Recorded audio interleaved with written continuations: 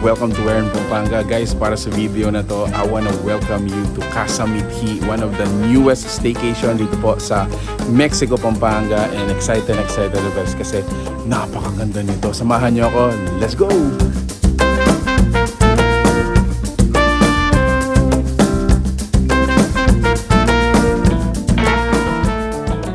So guys, nandito tayo ngayon sa Villa Lolita by Casa Mithi. So actually, yung pagstayan natin dun sa kabila, the other side of the fence is Villa Rosita naman yon. All in all, they have 3 villas dito po sa compound, and staycation or the property is identical dun sa kabila. The amenities like the rooms, yung mga appliances, and yung mga sofa, it has the same experience you're gonna have. So ayun guys, this is it.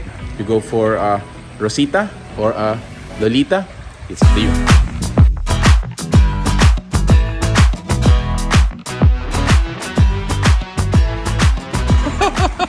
What can you say? What can you say? Masarap. Uh-huh. Masarap and exciting, Stay? Ulit na. Uh-huh. Masarap and excited na ako mag-sleep at mag-stay. Yay. Okay, so nandito naman tayo sa kanilang parang pinaka-common area. So in here, we have outdoor sofa. It's actually al fresco. Nandito rin yung ating outdoor kitchen. So if you notice, si ate nagluluto siya. Ayun, so dito pala guys, they also specialize in, cooking your dish. So say for example po, hindi po kayo nakapagdala ng pagkain, you just let them know what do you wanna eat, and syempre bigay po natin yung pamalengke natin. All the receipts will be given back para makita nyo po paid in fair, no? And then right after that, sila na po yung magluluto. So all you have to do is just relax and enjoy your day.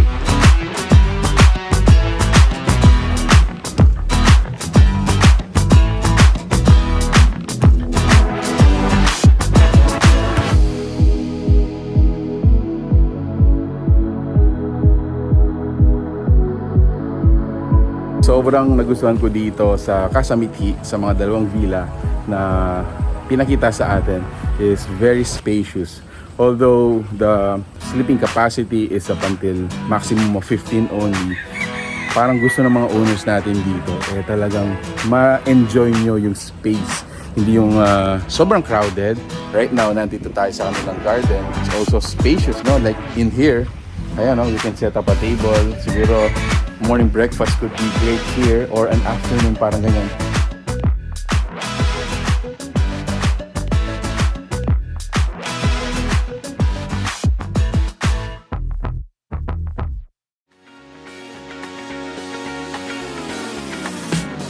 Villa Rosita. Okay, so house tour ko you guys kung saan kami mag-stay ngayon. I think I wanna start here dito sa ating pool area. Okay, so from the parking or yung basketball area, dadaanan mo tong napakagandang pocket garden. And then in here, ayun, we have our billiards table here. Ito na yung ating pool area. And then from there, so that's our outdoor common area. So meron tayong maliit na sofa doon. And then counter table. And then the outdoor kitchen.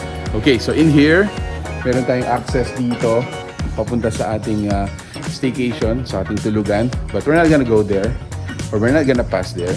Kasi dadaan tayo dito sa main door. Okay? Ganda ng pakiramdam. Actually, relax yung mga huni na ibon. Okay, so from here, welcome to Casa Mithi. Hey! Are you guys playing? Whoa! Okay, take turns lang kayo. Take turns.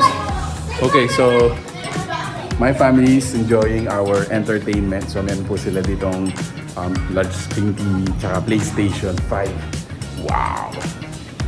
So ayun guys, this is the dining table. If you notice kanina, sabi ko merong entrance papunta dito coming from the pool. Dun po yun. And then again, the dining table. Tapos yung ating indoor kitchen. You can also cook here, pero if you are gonna prepare large amount of food, I believe, or we recommend it tayo sa labas. Coming to the master's bedroom. Ito yun, guys. master's bedroom. So this room has its own toilet and bath plus okay, going to the next room. Ito naman dalawang queen size bed. Ayan, di ba? Queen size bed. Also, I noticed dito high feeling yung staycation natin. So I'm really loving that kasi hindi siya masyadong kulob or claustrophobic, di ba? And then lastly, this is the third room which has, so in here guys, meron tayong double size bed at saka dalawang single. So it can accommodate for maximum.